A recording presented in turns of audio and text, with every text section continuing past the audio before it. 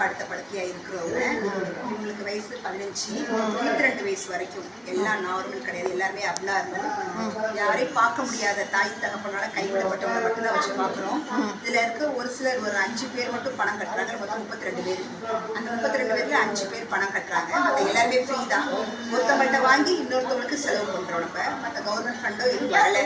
இப்போ இந்த மாதிரி பையன் வந்து ஒரு நாளைக்கு ஒரு 20 முறை வாமிட் பண்ணுவான். அப்போ அவனுக்கு இந்த மெடிக்கல் எக்ஸ்பென்சிவ் வரதான் ரொம்ப அதிகமாக இருக்கு. இதுவே நம்ம கவர்மெண்ட் சம்பந்தப்பட்ட ஏதாவது ஒரு டொனேஷன் மாதிரி இருக்குது அப்படின்னாக்க இன்னும் மென்மேலும் நம்ம. இப்போ உங்களுக்கு வந்து கவர்மெண்ட் எந்தோட சப்போர்ட்டுமே இல்லையா? இப்போ ஓனா நீங்கள் பண்ணிட்டு இவங்க கொடுக்குற காசை வச்சு நீங்கள் பண்ணிட்டு இருக்கீங்க. நிறைய பல அன்னை தெரசா விருது இதெல்லாம் நான் வாங்கியிருக்கிறேன். இப்போ லாஸ்ட் மந்த் நான் வாங்கியிருக்கிறேன், அன்னை தெரசா விருது வாங்கியிருக்கிறேன். இன்னும் பல சாதனையாளர் அவார்டுகள்லாம் வாங்கியிருக்கோம். ஆனால் அது ஃபண்டாக இருந்ததுன்னா இல்லாதவங்களுக்கு செய்யலாம். அதுதான் நம்மளோட நிச்சயம். இந்த யூடியூப்பில் போடுவோம். உங்களுடைய ஆசைகள் நிறைவேறும்.